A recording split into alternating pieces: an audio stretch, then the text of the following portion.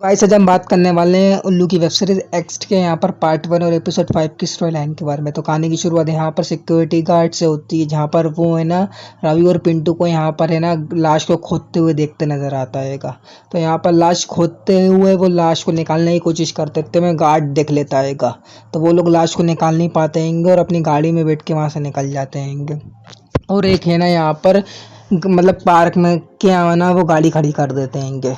और रवि काफ़ी डिप्रेशन में रहता है, क्योंकि है ना यहाँ पर उसे 28 लाख रुपए की जुगाड़ करनी रहती है कि। और वो है ना बोलता है कि मुझे कैसे भी करके ना आज इस काम को पूरा करना है, चाहे इसके लिए मुझे कुछ भी करना क्यों ना पड़े। तो पिंटू है ना यहाँ पर उसके इस स्वभाव को देखकर काफ़ी घबरा जाता है और काफ़ी टेंशन में आता है और बोलता है भाई तू कहीं मरने की तो नहीं सोच रहा था। रवि बोलता है हाँ तूने सही सोचा, मैं मरने की सोच रहा हूँ, चाहे कुछ भी क्यों ना करना पड़े, किसी का मर्डर भी क्यों ना करना पड़े, मैं यहाँ पर है ना इंश्योरेंस पॉलिसी को लेकर ही रहूँगा।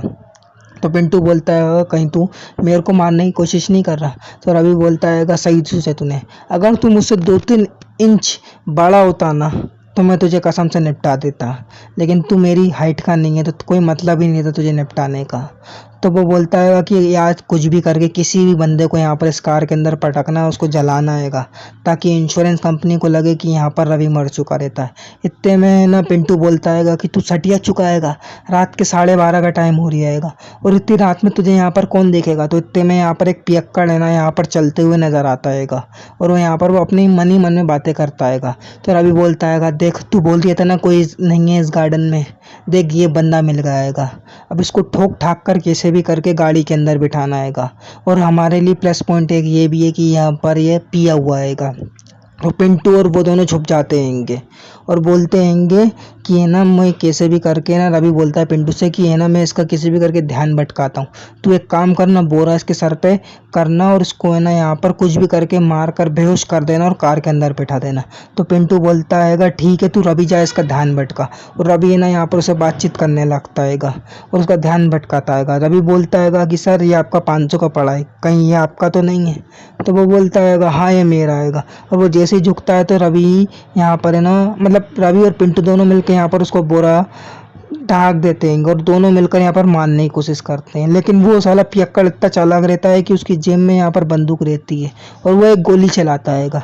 तो है ना यहाँ पर पिंटू के बाजू से निकलती। तो पिंटू बोलता है कि रवि इसने गोली चलाई, अब तो इसको निपटाए दे। तो वो यहाँ पर जैसे ही दूसरी गोली चलाता है तो पिंटू के यहाँ पर हाथ से टच होकर निकलती है और पिंटू को खून निकलने लगता है। तो पिंटू यहाँ पर साइड में आ जाता है और रवि भी साइड में आके कूद के भाग जाते हैं।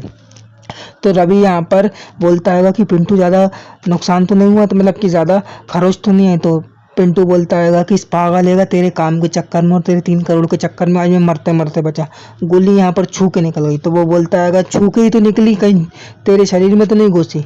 तो पिंटू बोलता है अब तो तू मुझे मारने की कोशिश कर रही है, मैं नहीं हो रही है तेरे प्लान में शामिल और मैं जा रही आऊँगा। तो पिंटू यहाँ पर रवि के घर चल जाता है और फिर रवि के घर पर जाकर है ना वो बोलता है यहाँ पर शैली से कि भाभी देखो मेरे को यहाँ पर चोट लग चुकी है। और रवि यहाँ पर वही है ना यहाँ पर पता नहीं कहाँ पर हैगा और वो है ना यहाँ पर पट्टी बनवाता है। और रवि यहाँ पर है ना गार्डन में ना प्लान सोचता रहता है। वहीं पिंटू है ना यहाँ पर शैली से बोलता है कि आप है ना रवि से फ़ोन कर कर बोलो कि वो वापस आ जाए, नहीं तो वो आज अपने आप को कैसे भी करके मार देगा।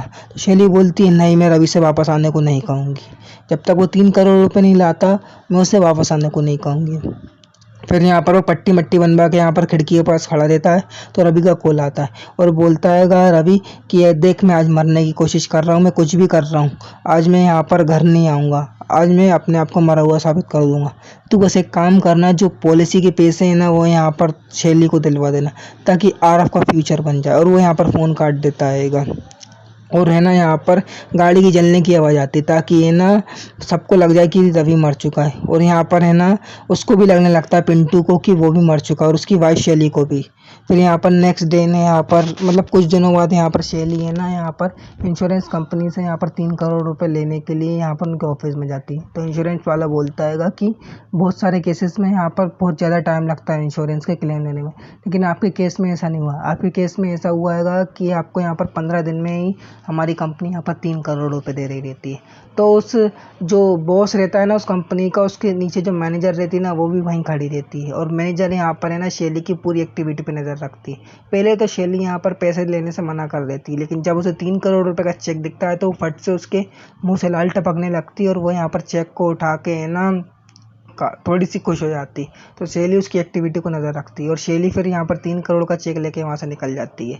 तो यहाँ पर है ना वो फिर जो मैनेजर रहती है ना वो ऊपर यहाँ पर टावर पे यहाँ पर खड़े होकर है ना यहाँ पर सिगरेट पीती। तो एकदम से उसका मैनेजर आता है और बोलता हैगा कि क्या लगा तुम्हें, मैंने ठीक किया? तो वो बोलती हैगी कि क्या करूँ, जब भी गलत होता है तो मैं यहाँ पर सह नहीं पाती हूँ। तो मैं जब मेरा बॉस रहता वो बोलता है क्या हुआ, तुम्हें क्या प्रॉब्लम है? वो बोलती है कि है ना मैंने यहाँ पर है ना पॉलिसी होल्डर के बारे में थोड़ा बहुत पढ़ा हैगा। एक तो ये है ना लो रैकेट इनकम में आते हैंगे और इन्हें 3 करोड़ की पॉलिसी ले ली और पॉलिसी के कुछ दिनों बाद ही यहाँ पर पॉलिसी होल्डर की डेथ हो जाती है। और डेथ इस तरीके से होती हैगी कि है ना उसकी बॉडी का ना उसकी कुछ का ही पता नहीं चलता है और वो पूरी तरीके से एकदम जल जाती है। और पहले तो यहाँ पर जो ये लड़की हैगी वो तो पहले पैसे लेने से मना कर देती, लेकिन बाद में फिर जैसे ही उसे चेक दिखता है तो वो चेक को फट से लेकर है ना यहाँ पर निकल जाती है। तो यहाँ पर वो बॉस बोलता हैगा कि एक काम करो तुम पता लगाओ। तो वो बोलती ठीक है सर मैं पता लगाती हूँ।